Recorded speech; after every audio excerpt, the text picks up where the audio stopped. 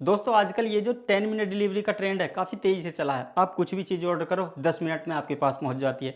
लेकिन जो चीज़ आपके पास 10 मिनट में पहुंचती है, क्या वाक़ई वो सही है? उस पर भी बहुत बड़ा सवाल है। क्योंकि अभी कुछ दिन पहले ही महाराष्ट्र में ब्लिंकिट के वेयरहाउस का जो लाइसेंस है उसको सस्पेंड कर दिया गया है। क्योंकि उस वेयरहाउस में जो चीज़ें रखी जाती थी वो बिल्कुल भी हाइजीन नहीं थी, उनमें कॉकरोच घूम रहे थे और भी काफ़ी सारी गंदगी उस वेयरहाउस में मिली। हालाँकि ये केवल ब्लिंकिट की ही बात नहीं कर रहा, और भी काफ़ी ऐसी नामी-गिरामी बड़ी कंपनियाँ हैं जिनके ऊपर पिछले दिनों एक्शन हुआ है। अब हालाँकि ये जो पूरा एक्शन है ये तो उन बड़ी-बड़ी नामी-गिरामी कंपनियों पे हुआ है, और ऐसा नहीं है कि ये चीज़ें सिर्फ़ बड़ी कंपनियों में ही हो रही हैं जो हमको दिखाई नहीं देती।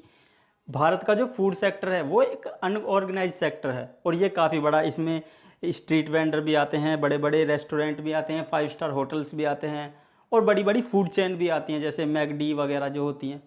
हालाँकि सरकार इसको रेगुलेट करने के लिए उन्होंने एक बॉडी बनाई हुई है जिसको हम एफएसएसएआई कहते हैं, यानी कि food security and standard authority of India. ये इन पूरे सब चीज़ों को कंट्रोल करती है कि भैया जितने भी खाने से रिलेटेड आइटम हैं वो प्रॉपर सिक्योर हों, वो जो चीज़ें तय की गई हैं उस मानक के अनुरूप बनाए जाएँ। और ऐसा नहीं है कि पूरे भारत में एफएसएसएआई ही खाली फूड्स रेगुलेटरी करती है।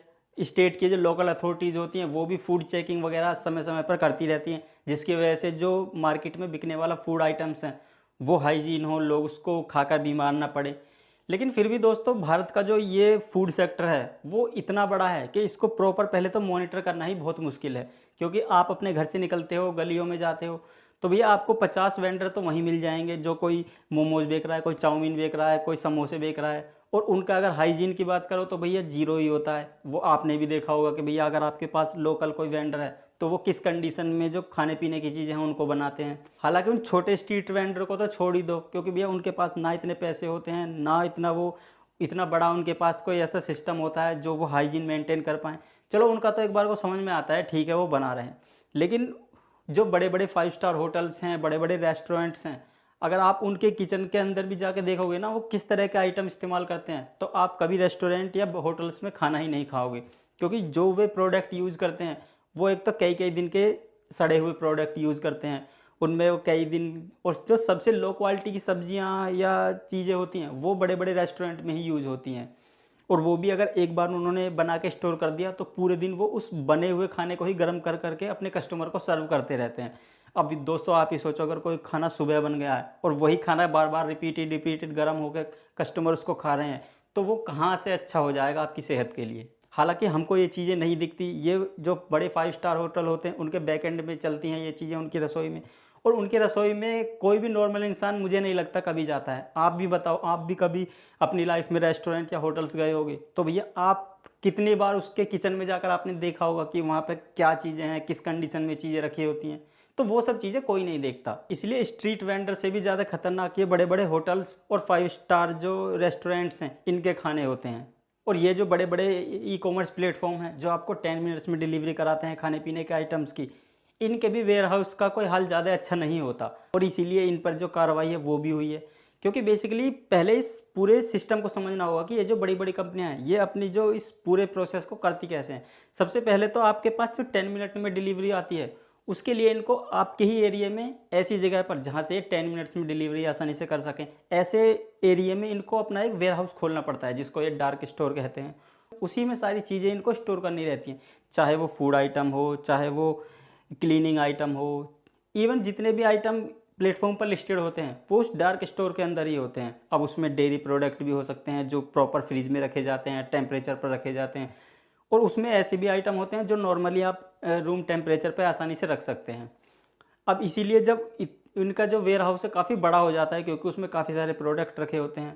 और उसके जो कर्मचारी होते हैं वो कभी कभार ऐसी चीज़ें कर देते हैं कि भैया जैसे कोई डेयरी आइटम है उसको प्रॉपर फ्रिज में ही नहीं रखा, तो अगर वो प्रॉपर टेम्परेचर पे ही नहीं रखेगा तो चीज़ें ख़राब ही होंगी। और उसकी प्रॉपर साफ़ सफाई भी नहीं होती, क्योंकि उनको 10 मिनट डिलीवरी देनी होती है, तुरंत उठाया और तुरंत उनको डिलीवर करना होता है। तो बेसिकली वो आइटम्स को ऐसी जगह पर रखते हैं जहाँ से उठाना आसान हो, ऐसी जगह पे, या उनको ऐसे मैनेज करके नहीं रखते कि उनको बाद में निकालने में प्रॉब्लम्स आए। वो उनको ऐसी जगह अरेंज करके रखते हैं कि बस एकदम से उठाया और डिलीवरी करके निकल गए। तो इसलिए वो उन आइटम्स को प्रॉपर ना तो उनकी साफ़ सफाई कर पाते हैं, ना उनको अरेंज ही रख पाते हैं सही से। तो इसलिए वहाँ पर ऐसी गंदगी होना आम बात होती है। तो ये जो इतना अनहाइजेनिक फूड मार्केट है, ये चलता ही इसी पे है क्योंकि इसके प्रॉपर इंस्पेक्शन नहीं होता। क्योंकि इतना बड़ा फूड मार्केट है और जो इसको इंस्पेक्ट करने वाले इंस्पेक्टर होते हैं वो बहुत कम होते हैं किसी भी स्टेट में या किसी भी ज़िले में, इसलिए इनका प्रॉपर जो इंस्पेक्शन है वो नहीं हो पाता। सरकार या जो ऑफिशियल्स होते हैं वो बड़े बड़े त्योहारों पर ही ऐसे इंस्पेक्शन करते हैं। जैसे कि आपने भी सुना होगा कि जब कोई दिवाली या होली या कोई ऐसा बड़ा फेस्टिवल होता है तो तब ये टीमें ज़्यादा एक्टिव होती हैं, जगह जगह पर छापेमारी होती है। आपने भी सुना होगा न्यूज़ में कहीं इतना नकली घी पकड़ा गया, नकली दूध पकड़ा गया, और उनमें से भी जितनी जगहों पर छापा मारा जाता है उनको मुश्किल से ही कोई कन्विक्टेड होता है, उनको जुर्माना देना पड़ता है।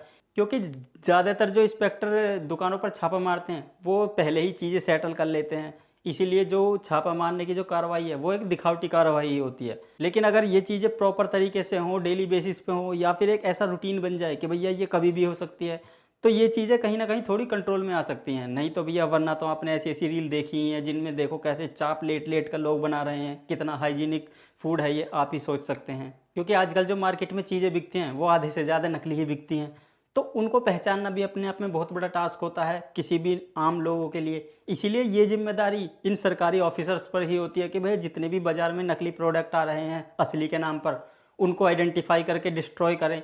लेकिन ऐसी चीज़ें इम्प्लीमेंट नहीं हो पाती, सच बात तो यही है। खैर दोस्तों, आपका इस सब पर क्या मानना है अपनी राय कमेंट में ज़रूर देना। Thanks for your valuable time.